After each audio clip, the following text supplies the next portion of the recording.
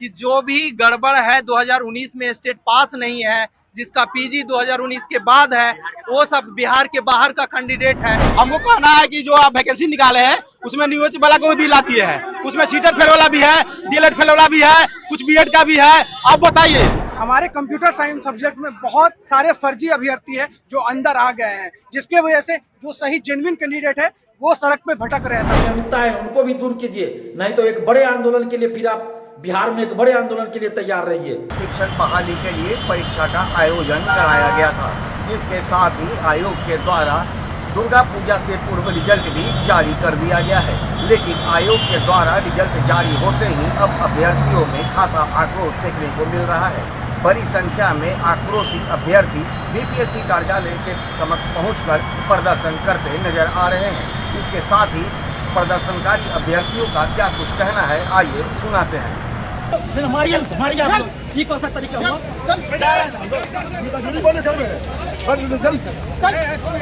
इस तरह मारिएगा हम लोग क्या कर रहे हैं?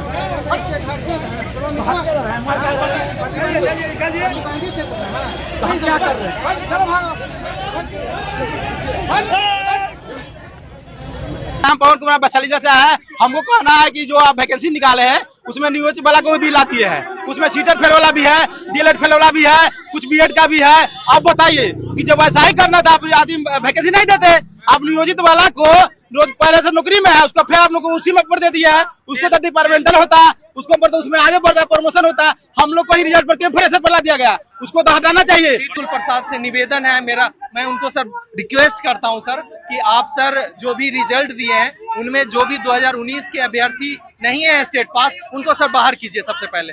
और जो भी गड़बड़ सर, जो भी डॉक्यूमेंट सही से फुलफिल नहीं कर रहे हैं वो भी काउंसलिंग में हो जा रहा है उनका सर, सब चीज फुलफिल कर ले रहे हैं। तो हम ये कहना चाह रहे हैं सर कि जो भी गड़बड़ है 2019 में स्टेट पास नहीं है, जिसका पीजी 2019 के बाद है, वो सब बिहार के बाहर का कैंडिडेट है, वो सबको बाहर कीजिए सर। क्योंकि 11th-12th में ये आपका बिहार के अलावा और कोई भी एलिजिबल नहीं है सर। यह सर कहना है सर, जितने भी आपने फर्स्ट मेरिट लिस्ट में सर नाम दिया, सब में सर आपने 90%, 95% तक सर आपने सीट फुल किया, लेकिन एससी कैटेगरी में मात्र 73 पॉइंट समथिंग। क्यों सर? क्या एससी कैटेगरी में बच्चे नहीं हैं? आखिर उसमें 3100 प्लस पर क्यों आपने सीट बचा लिया?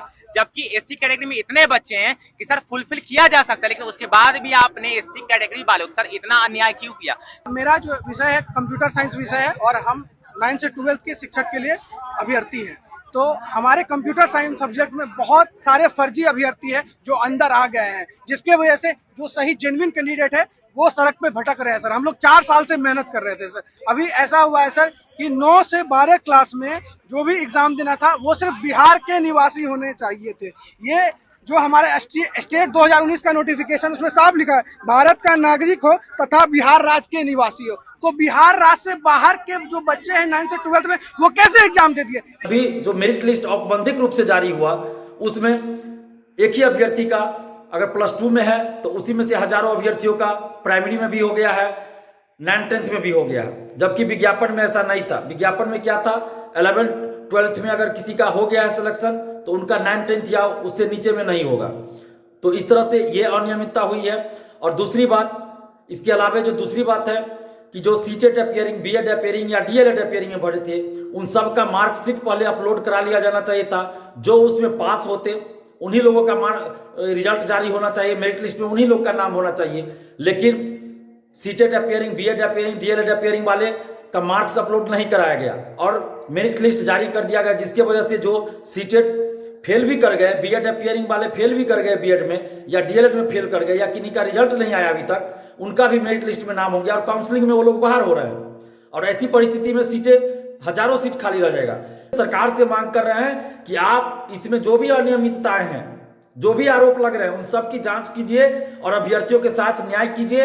एक द्वितीय लिस्ट भी जारी कीजिए ताकि सीटें खाली ना रहें। और कंप्यूटर साइंस में जो समस्या है, अनियमितता है, उनको भी दूर कीजिए, नहीं तो एक बड़े आंदोलन के लिए फिर आप बिहार में एक बड़े आंदोलन के लिए तैयार रहिए। जैसा कि आपने सुना कि अभ्यर्थियों का आयोग पर कई तरह के गंभीर आरोप हैं। अभ्यर्थियों ने कहा है कि रिजल्ट जो जारी किए गए हैं उसमें पूरी तरह से पारदर्शिता नहीं लाई गई है। भारी अनियमितता के साथ ही रिजल्ट को जारी किया गया है। इसके लिए अभ्यर्थियों में आक्रोश है और उन्होंने सरकार से इस पूरे मामले की सीबीआई जांच कराने के साथ ही रिजल्ट को पुनः प्रकाशित करने की मांग कर रहे हैं। अब देखना यह है कि जिस तरह से अभ्यर्थी पुनः रिजल्ट प्रकाशित करने के साथ ही सीबीआई जांच कराने की मांग सरकार से कर रही है, तो क्या अब भी सरकार छात्र अभ्यर्थियों के इस मांग को पूरा करती है या फिर छात्रों का आंदोलन फिर आगे देखने को मिलेगा। आर्यन न्यूज के लिए ज्ञानेंद्र की रिपोर्ट।